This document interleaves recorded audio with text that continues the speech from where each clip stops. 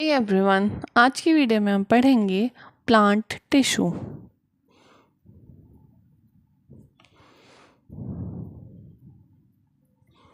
Plant tissue यानी ऐसे tissue जो प्लांट्स के अंदर मिलते हैं। अब ये प्लांट्स में दो तरीके से हो सकते हैं।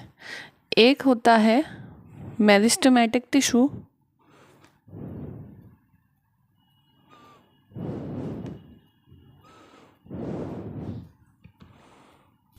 और दूसरा होता है परमानेंट टिश्यू।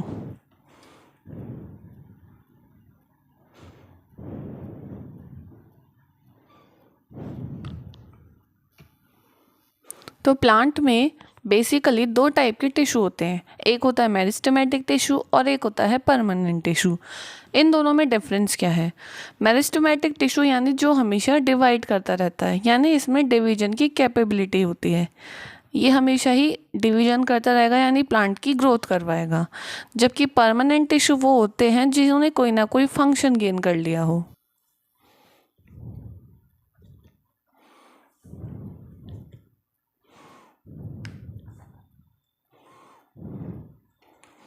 यानी जहाँ भी प्लांट का कोई भी ग्रोइंग पार्ट होगा, जैसे कि शूट टिप, रूट टिप या फिर यंग लीव्स, फ्रूट्स, फ्लावर्स, जहाँ पर ग्रोथ होनी होती है वहाँ पर मेरिस्टेमेटिक टिश्यू प्रेजेंट होते हैं। और जहाँ पर कोई ना कोई फंक्शन गेन कर लेते हैं, जैसे कि पुरानी लीव्स हो गई, पुराने स्टेम हो गया जिसमें जाइलम फ्लोएम डेवलप है, इस तरीके के पार्ट में होते हैं परमानेंट टिश्यू, यानी उन्होंने कोई ना कोई फंक्शन गेन कर लिया है। अब ये भी आगे बहुत सारे टाइप्स के होते हैं। सबसे पहले बात करेंगे मेरिस्टेमेटिक टिश्यू की। तो मेरिस्टेमेटिक टिश्यू आगे तीन टाइप के होते हैं। पहला टाइप है इसमें एपिकल मेरिस्टेम। एपिकल मेरिस्टेम मतलब जो टिप पे प्रेजेंट होता है। टिप जैसे कि रूट टिप हो गई, शूट टिप हो गई, इस तरह की जगह पे प्रेजेंट होता है ये एपिकल मेरिस्टेम। और ये प्लांट की ग्रोथ करवाता है, यानी प्लांट की हाइट को बढ़ाने का काम करता है। एपिकल टिश्यू रूट और शूट की ग्रोथ करवाने का काम करता है, यानी इनकी हाइट को बढ़ाने का काम करता है। दूसरा होता है इंटरकैलरी। इंटरकैलरी का मतलब होता है ये बीच बीच में प्रेजेंट होते हैं। जहाँ पर नोड्स और इंटर नोड्स प्रेजेंट होते हैं वहाँ पर ये इंटरकैलरी प्रेजेंट होते हैं, यानी नोड्स के जस्ट नीचे ये इंटरकैलरी टिश्यू प्रेजेंट होते हैं। और इनका काम होता है मेनली ब्रांचिंग करवाना। नेक्स्ट टाइप होता है लेटरल। ये लेटरल टिश्यू प्रेजेंट होते हैं साइड में।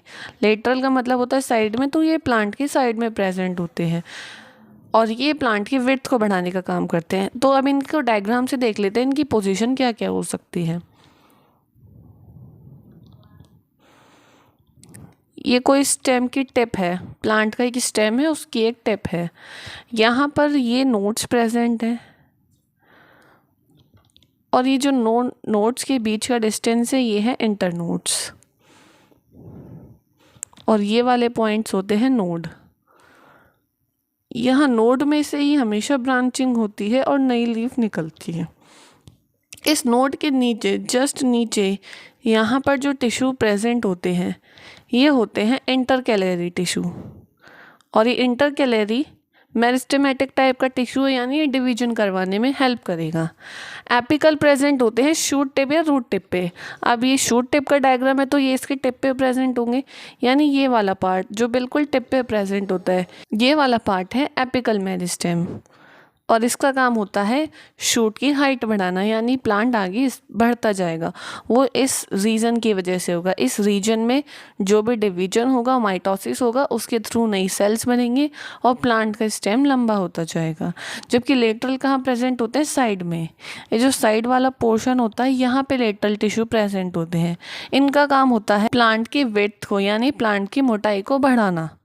तो ये तीनों मेरिस्टेम प्लांट में अलग अलग जगह पे प्रेजेंट होते हैं, एपिकल टिप पे, इंटरकैलरी नोड्स के जस्ट नीचे और लेटरल साइड में। और इन दोनों का ही काम ग्रोथ है, जैसे कि एपिकल और इंटरकैलरी ब्रांचिंग और हाइट में ग्रोथ करवा रहे हैं, जबकि लेटरल विड्थ में, यानी कि प्लांट की मोटाई में ग्रोथ करवा रहे हैं। अब है परमानेंट टिश्यू। परमानेंट टिश्यू भी आगे दो टाइप का होता है। एक होता है सिंपल परमानेंट और एक होता है कॉम्प्लेक्स परमानेंट। सिंपल का मतलब होता है जो ओनली एक टाइप की सेल से मिलकर बना हो,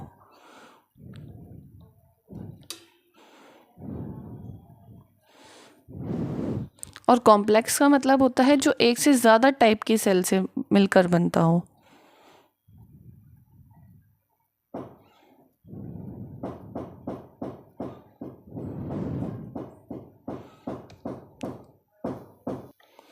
अब इसके भी आगे टाइप्स हैं, जैसे कि सिंपल के 3 टाइप हैं, पैरेन्काइमा,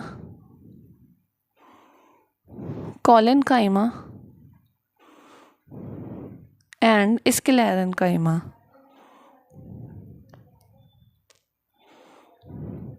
ये तीनों सिंपल परमानेंट टिश्यू है, मतलब ये केवल एक टाइप के सेल से बने होते हैं, 2 या 2 से ज़्यादा सेल से मिलकर नहीं बने होते। जैसे कि सबसे पहले पैरेन्काइमा को समझते हैं। ये है पैरेन्काइमा की सेल्स। ये जनरली ऐसे ग्लोब्यूलर शेप की, स्फेरिकल शेप की होती है। इस तरह से प्लांट में ये गोल गोल से सेल्स मिलकर एक टिश्यू बनाती है, जिसको हम कहते हैं पैरेन्काइमेटस टिश्यू। ज़्यादातर प्लांट की जगह पर ये पैरेन्काइमा टिश्यू प्रेजेंट होते हैं। ये बीच में 2 सेल्स के बीच में जो स्पेस होता है, इसको कहते हैं इंटरसेल्युलर स्पेस।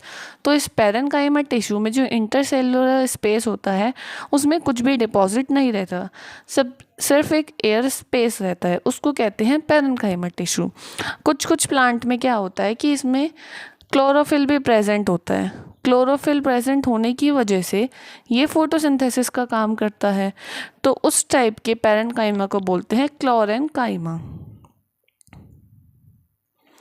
यानी कि ऐसा पैरेन्काइमा जिसमें क्लोरोफिल प्रेजेंट है और जो फोटोसिंथेसिस का काम कर रहा है, उसे कहते हैं क्लोरेन्काइमा। और अगर इन स्पेसेस में एयर कैविटी प्रेजेंट हो, यानी कोई भी एयर फिल हो जाए यहाँ पे आके, तो ये प्लांट को हल्का बनाने का काम करता है, जिससे कि प्लांट सरफेस पे तैरता रहता है। ये जनरली जो प्लांट पानी में होते हैं उनमें मिलता है, और इस टाइप के पैरेन्काइमा को बोलते हैं एरेन्काइमा, यानी एयर प्रेजेंट होती है इसमें, जिस वजह से प्लांट हल्का हो जाता है, तो इसको तो कहते हैं पैरेन्काइमा। जबकि कॉलेनकाइमा में क्या होता है, इसमें डिपोजिशन होता है पैक्टिन का। जैसे ये पैरेन्काइमा की सेल से ऐसे ही अरेंजमेंट रहता है कॉलेनकाइमा की सेल्स में, बस ये जो स्पेस होते हैं यहाँ पर पैक्टिन का डिपोजिशन हो जाता है। तो कॉलेनकाइमा में हमेशा पैक्टिन का डिपोजिशन रहता है। इस पैक्टिन के डिपोजिशन की वजह से ये फ्लेक्सिबल हो जाती है, प्लांट इजीली बेंड कर पाता है। जैसे कि टेंड्रिल्स प्रेजेंट होती हैं, कुछ बेलें प्रेजेंट होती हैं, तो वो इस कॉलेनकाइमा टिश्यू की वजह से ये टूटती नहीं है, अच्छे से मूव कर लेती है।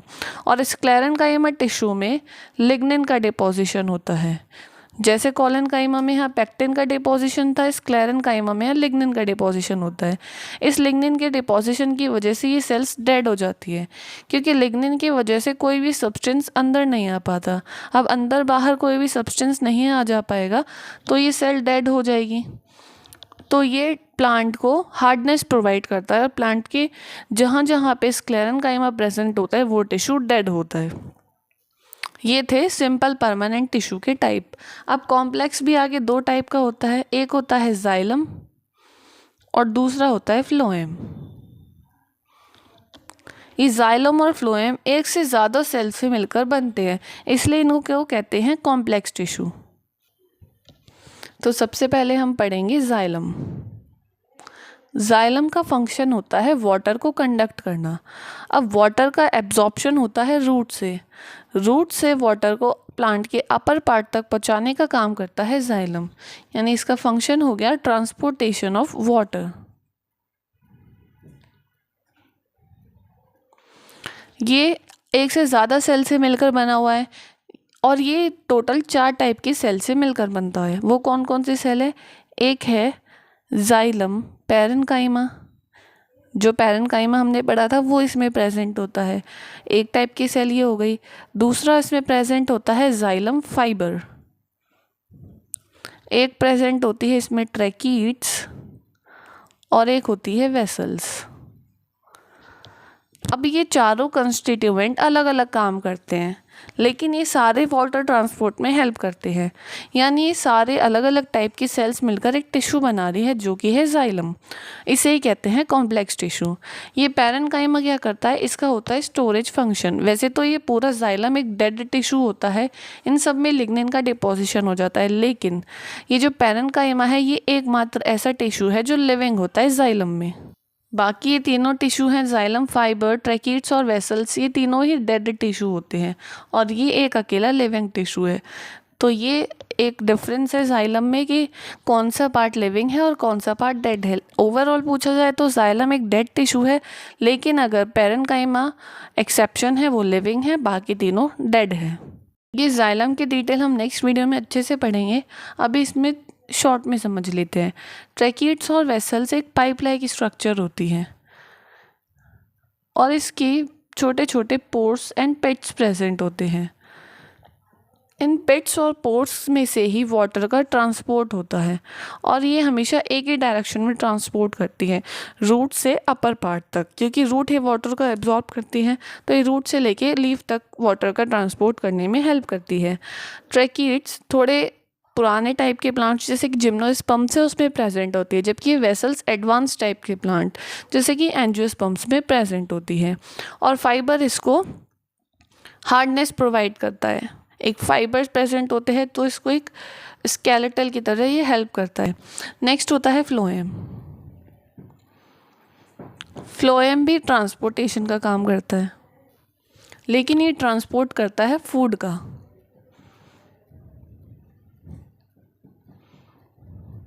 अब फूड बनता है लीफ में, तो ये लीफ से प्लांट के अदर पार्ट्स तक फूड को पहुंचाने का काम करता है। लेकिन कभी कभी ये रूट वाले एरिया से लीफ वाले एरिया में भी फूड पहुंचाने का काम करता है। तो फ्लोएम में जो मूवमेंट होता है वो बाई डायरेक्शनल होता है, यानी प्लांट के अपर पार्ट से लोअर पार्ट तक और लोअर पार्ट से अपर पार्ट तक, जबकि जाइलम में बस यूनि डायरेक्शनल था, रूट से लेके अपर पार्ट तक। अब फ्लोएम में भी 4 कंस्टिट्यूएंट होते हैं। Phloem parenchyma,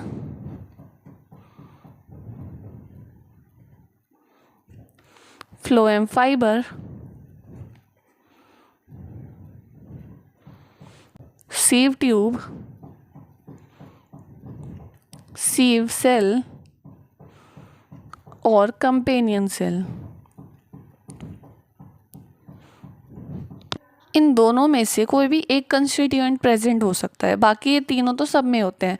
parenchyma, phloem fibre और कंपेनियन सेल ये लगभग सब में होते हैं, लेकिन सीव ट्यूब या सीव सेल में से कोई एक प्रेजेंट हो सकता है। जैसे कि जो ज़्यादा एडवांस टाइप के प्लांट होते हैं उसमें सीव ट्यूब प्रेजेंट होती है, जबकि जो थोड़े कम एडवांस होते हैं उनमें सीव सेल प्रेजेंट होती है। इसमें भी ये पूरा फ्लोएम एक लिविंग टिश्यू है, जबकि जाइलम एक डेड टिश्यू था, लेकिन ये जो फाइबर होते हैं ये एक डेड टिश्यू है। जैसे कि जाइलम में एक एक्सेप्शन था, जाइलम पूरा एक डेड टिश्यू था लेकिन पैरेन्काइमा लिविंग थी, ऐसे ही फ्लोएम में होता है, सारे टिश्यू लिविंग होते हैं, बस फाइबर डेड होते हैं। जबकि जाइलम में पूरा टिश्यू डेड था, बस पैरेन्काइमा लिविंग था, और फ्लोएम में पूरा टिश्यू लिविंग है, बस एक फाइबर डेड है। अब फ्लोएम भी जाइलम की तरह एक पाइप लाइक स्ट्रक्चर होता है और इस पाइप लाइक स्ट्रक्चर में दोनों साइड से ही फूड का ट्रांसपोर्ट होता है। वैसे तो फूड का ट्रांसपोर्ट लीफ से लोअर पार्ट में होता है जनरली, क्योंकि लीफ ही फूड सिंथेसिस करती है, लेकिन कभी कभी रूट से भी अपर पार्ट तक फूड जाता है। जो रूट में स्टोरेज फूड होता है वहाँ से अपर पार्ट तक ये फ्लोएम ट्रांसपोर्ट करने का काम करता है। नेक्स्ट वीडियो में हम जाइलम और फ्लोएम की डिटेल वीडियो पढ़ेंगे। वीडियो अच्छी लगी तो वीडियो को लाइक करें, चैनल को सब्सक्राइब करें। Thanks for watching.